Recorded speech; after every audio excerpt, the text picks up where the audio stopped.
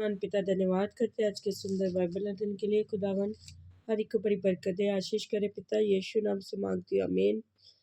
हम पढ़ेंगे 24 अध्याय दूसरा इतिहास। यहूदा में योआश का राज्य। जब योआश राजा हुआ तब वह 7 वर्ष का था और यरूशलेम में 40 वर्ष तक राज्य करता रहा।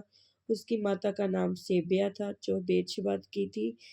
जब तक यहोयादा याजक जीवित रहा तब तक योआश वह काम करता रहा जो यहोवा की दृष्टि में ठीक है।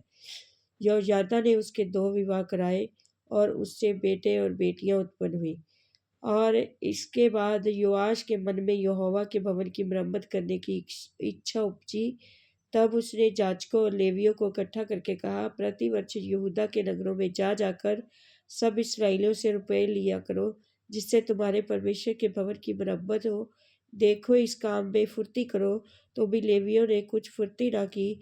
तब राजा ने यहोयादा महायाजक को बुलवाकर पूछा, क्या कारण है कि तूने लेवियों को दृढ़ आज्ञा नहीं दी कि वे यहूदा और यरूशलेम से उस चंदे के रुपये को ले आए जिसका नियम यहोवा के दास मूसा और इस्राएल की मंडली ने साक्षी पत्र के तंबू के निमित्त चलाया था। उस दुष्ट स्त्री अतल्या के बेटों ने तो परमेश्वर के भवन को तोड़ दिया था और यहोवा के भवन की सब पवित्र की हुई वस्तुएं बाल देवताओं के लिए प्रयोग की थी। राजा ने एक संदूक बनाने की आज्ञा दी और वे यहोवा के भवन के फाटक के पास बाहर रखा गया। तब यहूदा और यरूशलेम में ये प्रचार किया गया कि जिस चंदे का नियम परमेश्वर के दास मूसा ने जंगल में इसराइल में चलाया था उसके रुपये यहोवा के निमित्त ले आओ। तो सब हाकिम और प्रजा के सब लोग आनंदित हो रुपये लाकर जब तक चंदा पूरा ना हुआ तब तक संदूक में डालते गए। जब जब वह संदूक लेवियों के हाथ से राजा के प्रधानों के पास पहुंचाया जाता, ये जान पड़ता था कि उसमें रुपये बहुत है। तब राजा के प्रधान और महायाजक के अधिकारी आकर संदूक को खाली करते और तब उसे फिर उसके स्थान पर रख देते थे। उन्होंने प्रतिदिन ऐसा किया और बहुत रुपया इकट्ठा किए।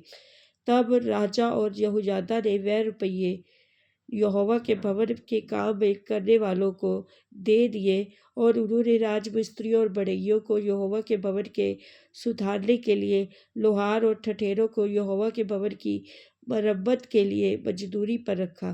कारीगर काम करते गए और काम पूरा होता गया और उन्होंने परमेश्वर का भवन जैसा का तैसा बनाकर दृढ़ किया।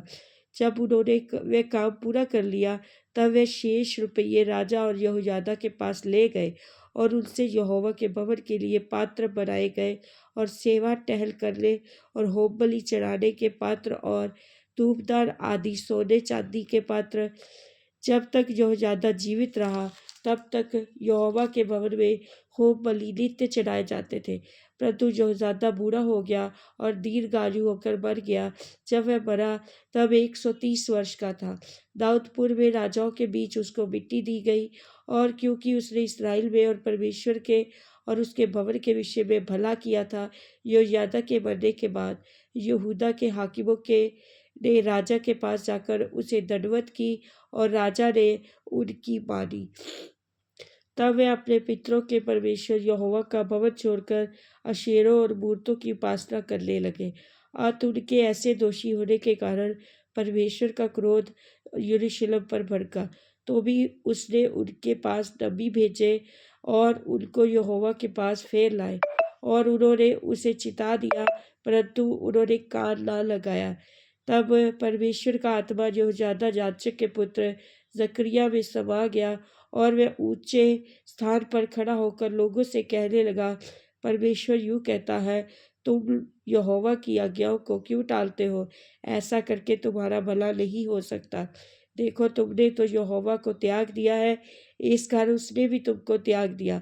तब लोगों ने उसके विरुद्ध द्रोह की गोष्ठी करके राजा की आज्ञा से यहोवा के भवन के आंगन में उस पर पथराव किया। राजा योआश ने वह प्रीति भूलकर जो यहोयादा ने उससे की थी, उसके पुत्र को घात किया। मरते समय उसने कहा, यहोवा इस पर दृष्टि करके उसका लेखा ले। योआश के राज्य का अंत और उसकी मृत्यु। नए साल के लगते अराबियों की सेना ने उस पर चढ़ाई की और यहूदा और यरूशलेम आकर प्रजा में से सब हाकिमों को नष्ट किया और उसका सब धन लूट कर दमिश्क में राजा के पास भेज दिया। अराबियों की सेना थोड़े ही सैनिकों के साथ तो आई, परंतु यहोवा ने एक बहुत बड़ी सेना उनके हाथ कर दी, क्योंकि उन्होंने अपने पितरों के परमेश्वर को त्याग दिया था। इस प्रकार योआश को भी उन्होंने दंड दिया। जब वह उन्हें बहुत सी घायल अवस्था में छोड़ गए, तब उसके कर्मचारियों ने यहोयादा याजक के पुत्र के खून के कारण उससे द्रोह की गोष्ठी करके उसे उसके बिछोने पर ऐसा मारा कि वह मर गया। उन्होंने उसको दाऊदपुर में मिट्टी दी, परंतु राजाओं के कब्रिस्तान में नहीं। जिन्होंने उसके विरुद्ध राजद्रोह की गोष्ठी की वे ये थे, अर्थात अमोनी, शिबात का पुत्र जादाब, शिमरित, मोआबिन का पुत्र यहोजाबाद, उसके बेटों के विषय और उसके विरुद्ध जो बड़े दंड की नबूवत हुई उसके और परमेश्वर के भवन के बनने के विषय, ये सब बातें राजाओं के वृत्तांत की पुस्तक में लिखी है। तब उसका पुत्र अमस्याह उसके स्थान पर राज्य करने लगा। तब उसका पुत्र अमस्याह उसके स्थान पर राजा हुआ। इस वचन के द्वारा हम ब्लेस करेंगे। आमीन। सबको जय मसीह।